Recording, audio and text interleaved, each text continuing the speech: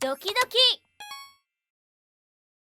No, I think you're right. And like, it's cliche, but like, this is in a sense Satoshi's vision all along. It's part of the narrative. First, you need something like Bitcoin and the simplicity, and then you need something where you can build on top of it, like smart contracts and Ethereum. And then it's just kind of, then came DeFi, then came NFTs. Like, this feels like the right path, right, in terms of like where everything's going.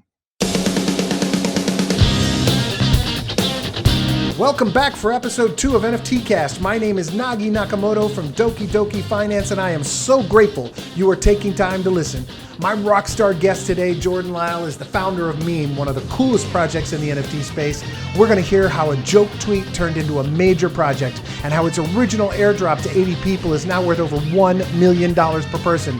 Jordan is also product lead for DeFi at consensys, and we talk about the future of Ethereum, gas fees, layer 2, and much more. Finally, Jordan drops a bomb on us about a huge NFT artist coming to Meme. Hope you enjoy it as much as I did. Here's the episode.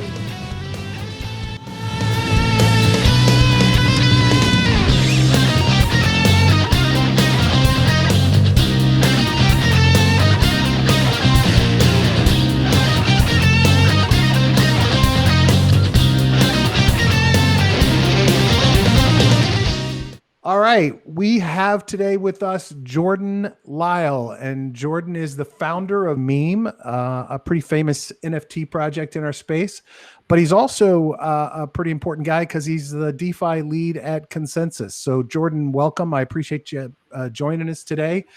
Can you tell us a little bit about yourself, kind of where you come from, where you are now, what got you into this space, all of that good stuff? Yeah, first off, thanks for having me. It's great to be here. I'll give you the short version because we could talk for hours about all the fun I'm having and then all the long road to get here. It's been a fun ride. Yeah, you're right. I do kind of lead the Meme project. I'm also employed by consensys as a product lead of DeFi. I'm actually transitioning out of consensys to focus more full time on Meme and other NFT projects. So that's a little bit of alpha there for your listeners. But, it's been fun. I've been at consensys now for almost 2 years. In a couple months, it'll be 2 years. And prior to that, I was head of product for a company called Total, which is another early DeFi company building on top of Ethereum, and they're like a decentralized exchange liquidity company. So all up, over 3 years now, building full-time on Ethereum specifically. And, even though Bitcoin and then Ethereum a couple of years ago, it's been a passion of mine for, 8 years now or however long it's been. And it's been great as a product guy, as a tech guy. I have a background in like consumer products and mobile apps. I sold a company to a company called JibJab, who were like early pioneers. Oh, wow, like, JibJab. Yeah. So I was there for 4 years after they acquired a company I co-founded. So you can kind of see that, like, okay, that was digital media, that was GIFs and having fun on the internet, right? And then I worked in blockchain, and now I'm kind of bringing those two together and doing the NFT stuff, especially with Meme, which is definitely very, on the fun side of things. Irreverent. Yeah. So it's kind of was it as much fun working at JibJab as it sounds like it should be?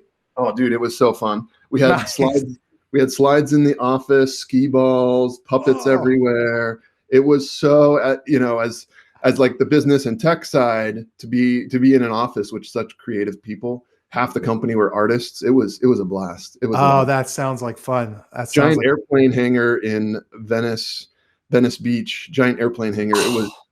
It was a lot of fun. Wow, that's amazing. That's amazing.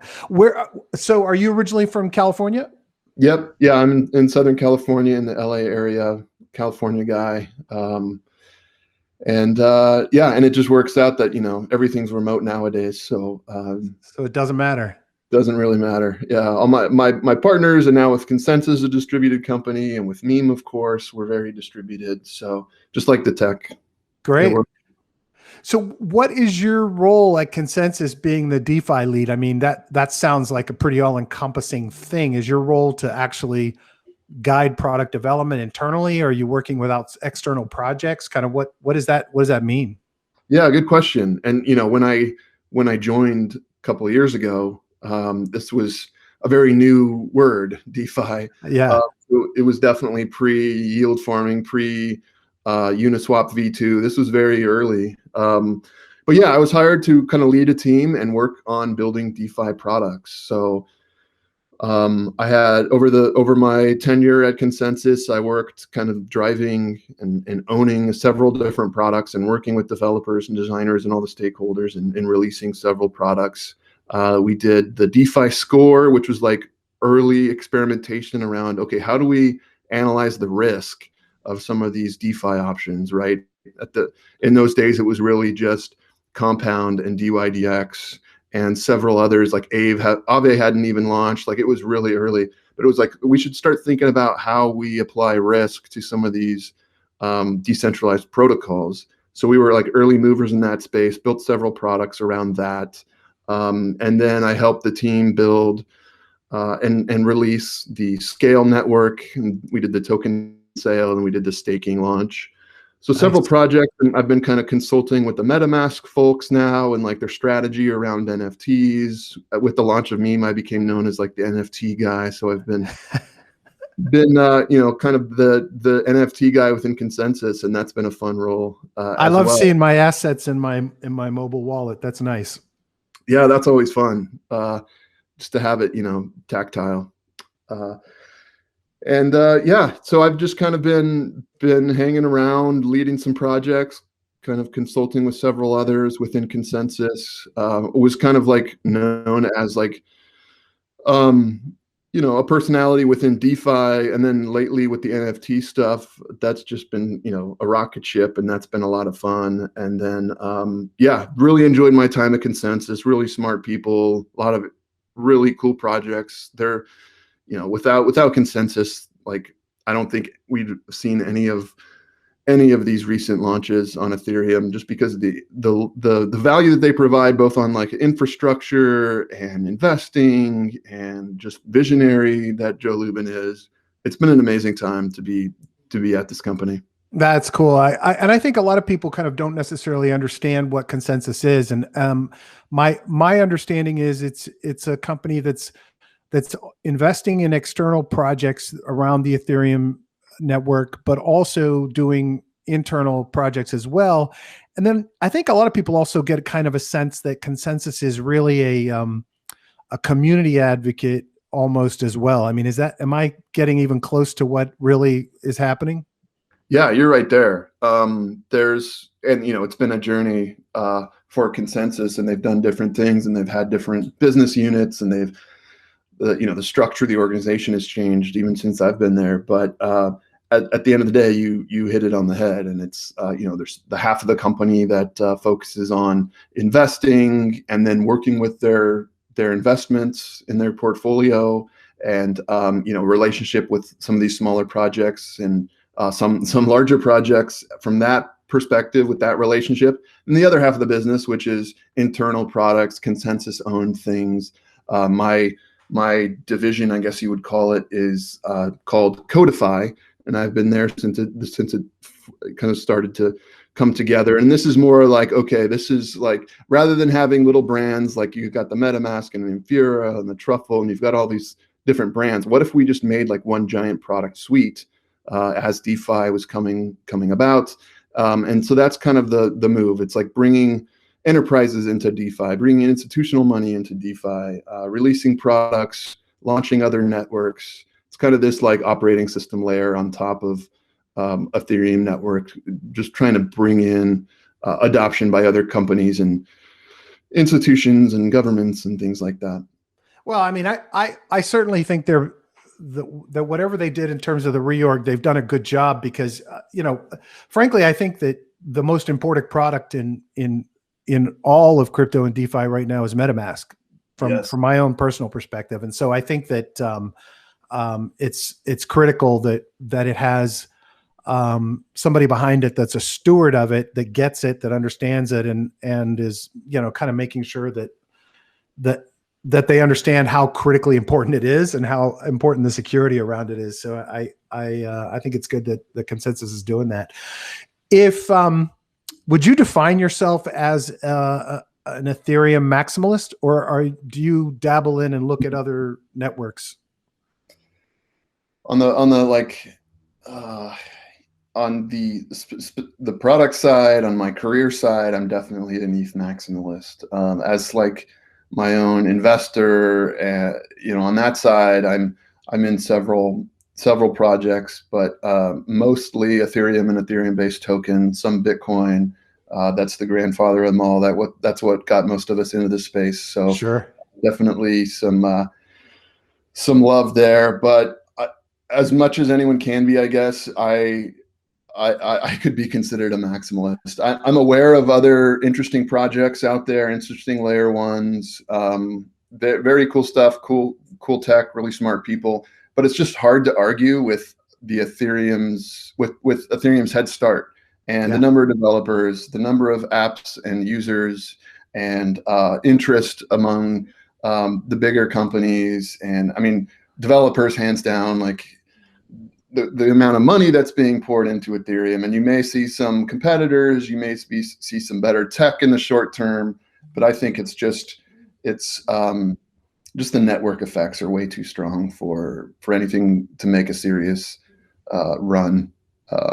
I realize that I'm probably very biased here, and we'll have a lot of listeners that are probably yelling at their phone right now, but that's my perspective. Totally biased, but but I don't think that's an illegitimate perspective. I think that a lot of people these days are there's concerns about gas fees, and our project Doki is implementing the project formerly known as Matic Polygon to solve some of that for ourselves in the shorter term, and to make sure that our users can get the NFTs they want on our machines.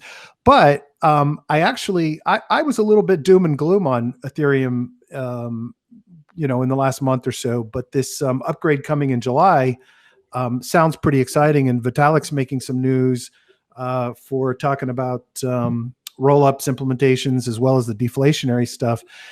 Is everybody kind of around consensus kind of saying, yeah, this is really cool, this is the kind of move we need to really make sure we secure more of the projects and more of the developers into the space? Yeah, I mean, everybody, obviously there's a big bias there, but everybody's bullish on what's to come, and Consensys has a big role to play in the 2.0 and everything leading up to it. So yeah, everybody's excited. Everybody's long Ethereum. Still with like, okay, there is there's a non-zero chance that some other chain overtakes it. So I wouldn't say they're like put the blinders on, but right now it just makes sense to be putting all the resources within the Ethereum ecosystem. Yeah. Do you see a world where we really are kind of reaching a point where developers are creating for Ethereum, but there's so much cross-chain activity happening at some point that it'll be kind of an option that a developer can choose, but can always deploy across chains, and it becomes more seamless for the end users?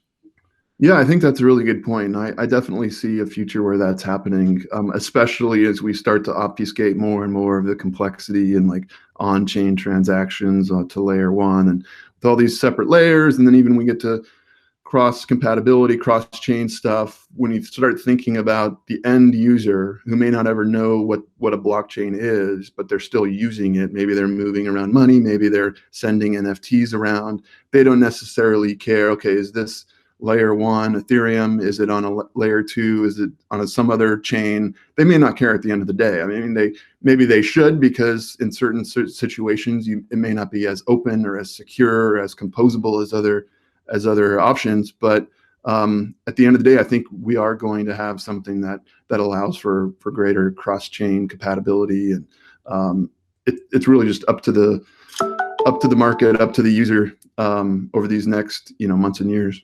Yeah, and I think what happens in this space is people come in, they just want to do it, or they just want to make money, or they had something that hooked them, and they come in. And what I find is that the ones that stay and start getting active and engaged actually start understanding what decentralization really means and what the functions of the networks are. And they may never be a technical expert, but they start to value that more. And I think that this, at the end of the day, the other networks, and I'm seeing some really cool stuff in some of the ones I've talked to that are coming out.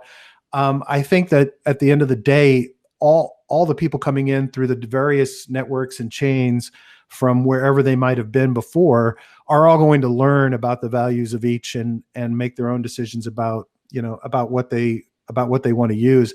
And from my perspective, it's always been my perspective, the more competition, the better. I think it helps everyone up their game, everyone get more aggressive, everyone adopt and steal each other's ideas. I think there's so much possibilities. And the thing that excites me the most about DeFi right now is I think this financial transformation that we all thought Bitcoin would be is happening because of Ethereum and because of DeFi. And I think that that it's accelerating so rapidly.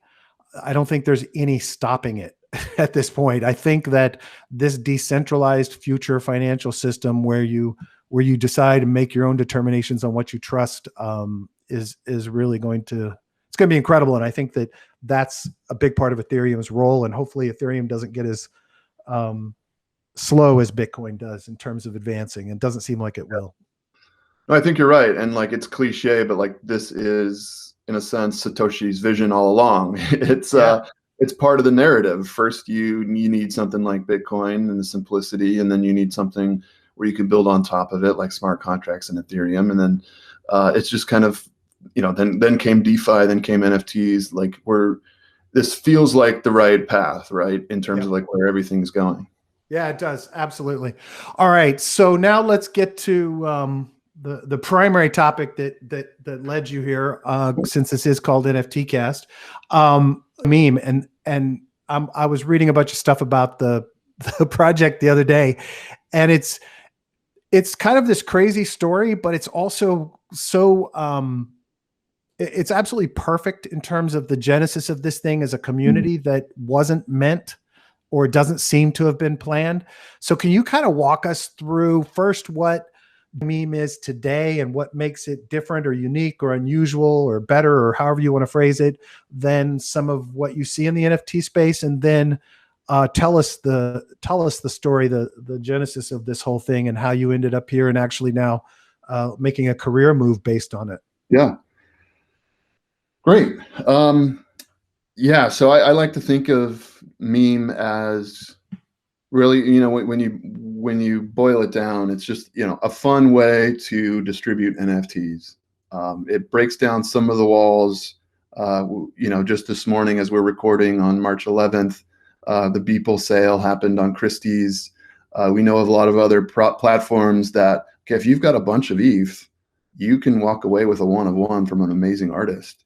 But it's really pricing out the little guys, right? So that was kind of the thinking early on, is like, how can we make it more accessible to be a collector of these great NFT artists, if for the average user.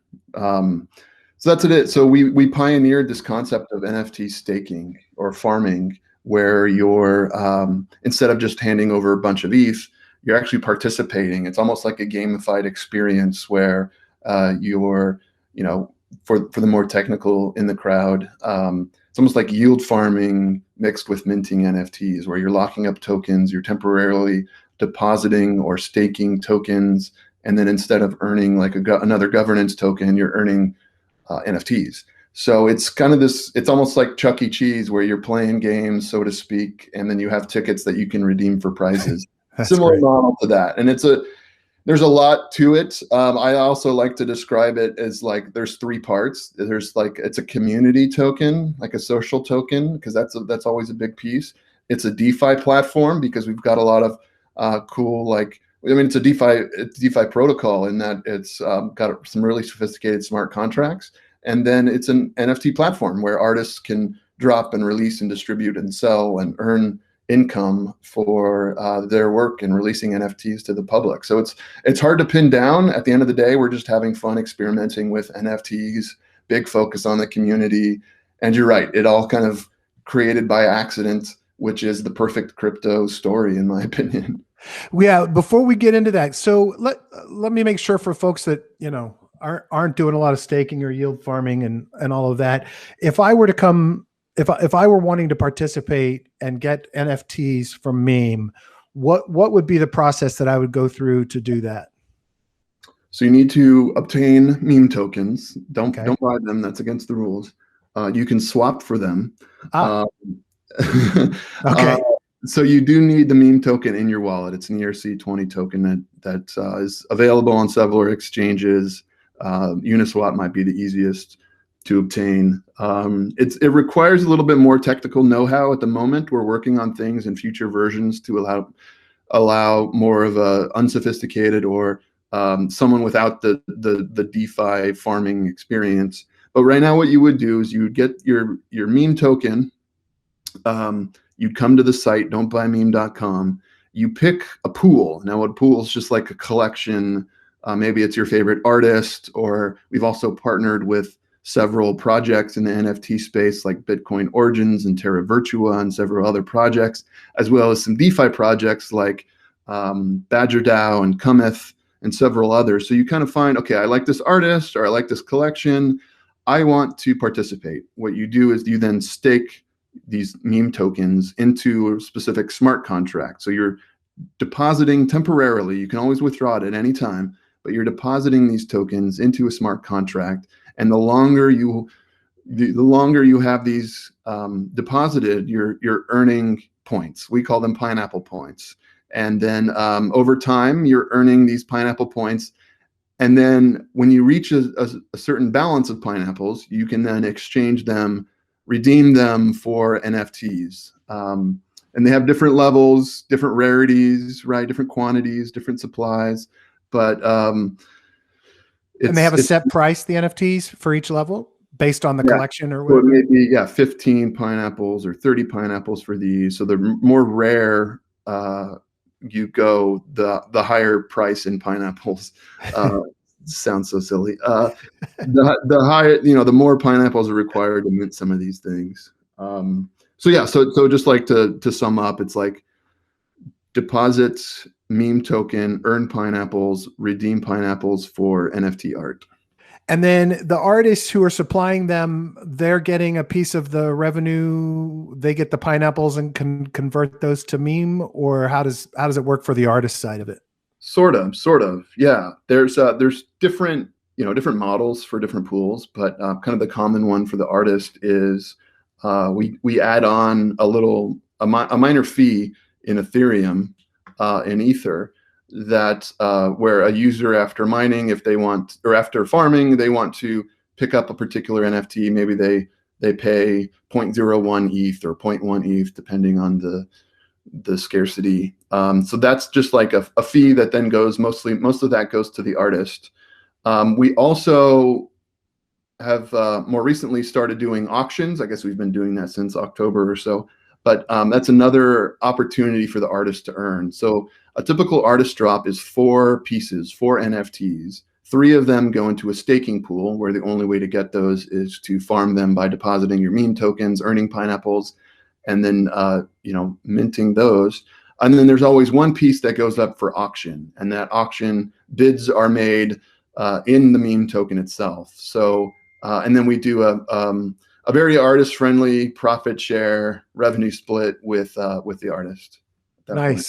Nice. Sounds like a lot of fun. And then, okay, so this entire concept came about because you posted a mock-up for a DeFi project generator. Can you kind of give us the origin story? I think that's how it came about, and then how you ended up from there to here. Sure. Yeah, it's certainly silly, but I was making commentary way back in August of 2020, which seems like a lifetime ago. Kind of being in this DeFi space, especially overlapping, like as a trader, as a DeFi degen myself, sometimes, and someone that's actually working in this space, building like risk mitigation products in DeFi. I just kind of thought it was funny because some of these projects that we're launching where, you know, the meme was test and prod and, you know, no audits until you get traction. And it's kind of funny. In one hand, I see why this is happening because this is all just kind of one big experiment. However, with some of these protocols that are launching without an audit, millions of dollars are flowing into them within hours. And it's just so risky. And how do we expect a new user to participate, much less, you know, not lose their lunch? But they're like, how are we going to grow? So I made commentary that like, guys, this is crazy, this YOLO development nature of DeFi teams. So I created this fake product. A lot of people assumed it was real, but it was really this fake product mock-up called the Degenerator. So the mixing degen with generator. And it allowed you to spin up a DeFi protocol in under 5 minutes. And it was just totally tongue-in-cheek, and it had a bunch of references to like other examples of projects that have done something similar. It was very silly. I thought it would be fun. I thought it would get a couple people to laugh. I thought it'd get a couple retweets. But this thing took off virally. Within a couple hours, it was like hundreds of thousands of impressions on Twitter. Nice. It was just going crazy. And I thought, wow, I gotta capitalize on this. This is a lot of eyeballs. I should do something. I guess the typical crypto response is to create a Telegram group. So that's what I did. I created a Telegram group. No idea of what would happen next, and it was insane. It was a Friday night back in August. I just thought it would be another fun place for people to chat, have a good time, laugh at this joke. And the community, as they say, had other ideas because they said, "Oh, this is great. Let's create something. Hey, how about we create a token? Let's airdrop the token for everyone that's in the community." And this is maybe 30 minutes in where we're already creating the token. And I didn't create the token, but someone in the community said, "Hey, I'm going to go create a token." And we airdropped to about 80 people in the early moments of this community. Airdropped the meme token. That's the origin of the meme token, and that's why there's only a supply of 28,000. That's why there was no token sale. It was all just community airdrop. It's very, very fair distribution because it was just like, hey, we're early in this group. Let's create a token. Okay, we've distributed it. No plans of like we were going to build on anything. It was all just for fun. No plans of the product that we would build or the community that would, emerge. But it became this token. A lot of people thought it was just a meme token, just the Doge coin. And I wanted to kind of, I didn't want to see it turn into like a pump and dump scam. There were a lot of people that were like hyping it up and like, and I'm like, this is my name's attached to it. I work at Consensys. I don't want this going down this territory. So that would be very bad. Well, as a founder, as an entrepreneur, as a product person, I'm like, well, let's go build something with this. How do we add value? How do we bring utility to the meme token? And then I grabbed a couple engineers and we had this idea that just kind of floated to the surface just because it was very hype worthy and meme worthy. It was like, well, what if we mixed yield farming and DeFi stuff with NFTs? And it took off. People loved it. It was actually 10 days before we had a product, the whole 10 days. Wow. From tweet to mainnet Ethereum, it took us 10 days to release this thing. Holy crap. And the engineers who are now my partners, just amazing devs. And that was it. We launched 2 new pools and just continue to iterate. And this community's been amazing. Early days, it was like, well, we don't have a founders fund. We have no dev allocation. How do we pay for developers? How do we keep the lights running? Well, people started donating and they said, hey, we made a bunch of money. Let's give back to the dev. Oh, how cool. And so it was like really, really cool to see the balance of like so much greed out there, plus like the other side with like people giving back. Every auction that we do on memes since day one has a charity component where oftentimes up to 10% of every auction goes directly to a charity that accepts Ether. So it's really fun to have like the balance of both. And it's just been a great community. We could talk about this for hours, just how cool and fun. And it's great because it's amazing tech. We continue to iterate and add features and bring on more and more artists, bigger and bigger artists. In fact, we've done things with like fewocious a few months back. And Nice. I think the elephant in the room potentially could be that Beeple has actually confirmed that he will be doing a meme drop. That's phenomenal, man. That might break the internet, but that's awesome. Congrats. It's such a cool story, and it's so much fun, and it's great tech, great art, great people. But at the end of the day, it's having fun. I mean, our logo is a pineapple, and we call ourselves memes. So at the end of the day, it's just about having fun. And out of it comes a brilliant marketing campaign, Don't Buy Meme, which really probably wasn't meant as a marketing campaign, but 100% was. That was awesome. No, it was like, well, this was in the early days where I was like, guys, there's nothing here. Don't buy this. I'm like, oh, that's actually brilliant. We should tell people to do the opposite. Let's call it Don't Buy Meme. So I went and registered don'tbuymeme.com before there was anything. And it's kind of been fun just to, as someone kind of leading the voice and the messaging and the story here alongside the community that just kind of takes it and runs with it. It's been such a blast being able to, be the voice on Twitter of this fun brand and, represent it personally. And then, as you mentioned, now it's kind of turning into bigger and better things as we think about creating a team and what the next steps of the meme project will be. It will be a lot of fun. I can tell you that. That's so cool. And I can't imagine, I've been in tech and marketing for 26 years. I can't imagine how much fun it must be to have your entire brand be irreverent so that all of your marketing and messaging is, how can we be as silly or as crazy or as fun as we can be? That sounds like a really good time. It's a blast. It really is. That's awesome, man. That's really cool. And the original 80 folks got also the financial benefit of value increasing from what they got in that original airdrop, I guess.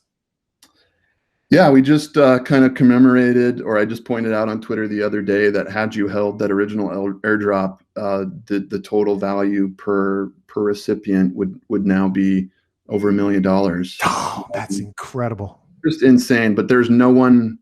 So everyone that received the airdrop did something with it, whether they sold it or sold all of it or applied liquidity on Uniswap or send it to separate wallets. There's not one untouched wallet that we can see on Etherscan. So it's kind of a meme now in itself, but there are several notable people on crypto Twitter that actually received the airdrop but sold it immediately and are just killing themselves.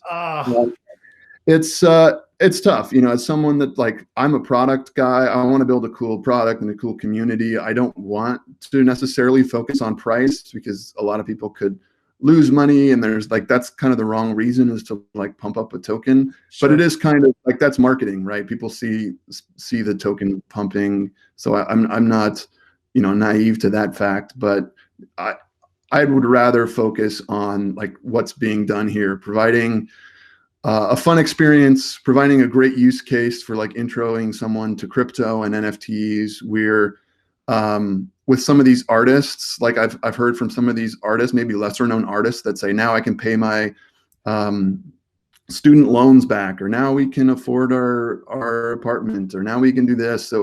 So many cool stories and little tangents that we could go off on that just point to just what an amazing experience and what an amazing community and just a crazy moment in history. And there's a lot of serendipity. There's a lot of magical moments and luck potentially, but at the same time, we haven't worked harder. We haven't been than we are now. We haven't been we've made decisions. We've made great branding decisions and product decisions, and people have really come through. So while there is a lot of luck and this magical moment, there's also a team that's just passionate and experimenting and talking to users. And I think, given my history of building products, I haven't had this much fun building anything than I am now with the meme project. It's just so much fun. That's so cool. And frankly, I think we all get a little squeamish about talking about price, but this entire ecosystem, the entire mission of giving artists really an income that NFTs can provide to them, and spreading art and exploding art into people's lives that maybe didn't really appreciate or understand what was out there from an art perspective. All of that is tied into a financial incentive, right? So I frankly don't think that's, obviously you don't want to be out there pumping the coin, or you don't want people to risk their life savings or take any big chances with it. But you also, the entire concept is a financial ecosystem because of what it does provide to the artists. And I think we're going to see this, a massive explosion of art because of NFTs. And I always say that, I think NFTs are the gateway drug to crypto. And I think that it's going to drive even more folks in. I know you have a limited amount of time. Anything new and exciting coming real quick for Meme, from a feature perspective, or anything you want to talk about? I don't think you can really top the next big artist, but what? Yeah, I mean, if you're in the community, you know what's coming with that giant artist splashing in here pretty soon at the same time, or around the same time as Meme V2. So version 2.0 of Meme, and it's kind of rethinking from the ground up, taking the lessons of the previous 7 months and rebuilding some things, keeping certain things that worked, keeping that around. So it'll be kind of a rethought experiment or experience of engaging and earning pineapples. And I think users can look forward to that kind of a new and improved product in the next several weeks here. Awesome. Last question. Who's the most brilliant person in crypto in your mind? Most brilliant person in crypto. Wow. The Beeple comes to mind. He's now in crypto. I don't know how you can argue with that, especially if you look at the dollar amount and what he's been able to do. Crazy. And just as cool of a guy that he is. I mean, he's super brilliant, so talented, but he's the nicest guy. Anybody that meets him or listens to him talk, and we've chatted a few times, and he's just the coolest, down-to-earth guy. That's great. So I give credit there just because he's, the topic of the hour. So that'll be my answer there. Nice. Okay, so where can people find you on Twitter? I know you're doing a lot on Clubhouse now, right? Am I correct? I'm on Clubhouse. Yeah, try to get on at least 1 or 2 every day. So check me out on Clubhouse. I just changed my avatar to the crypto punk with the purple hat and glasses and a mustache. So look for me. But yeah, check me out on Twitter. I'm Jordan Lyall on Twitter.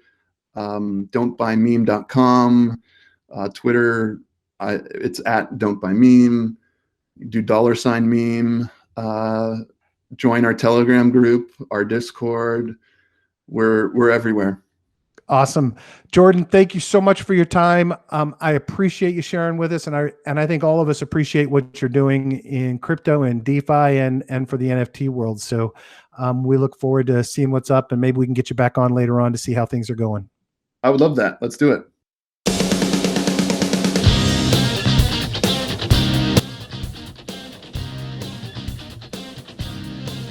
That's a wrap. Thanks for listening. I hope you enjoyed this interview with rockstar Jordan Lyall as much as I did.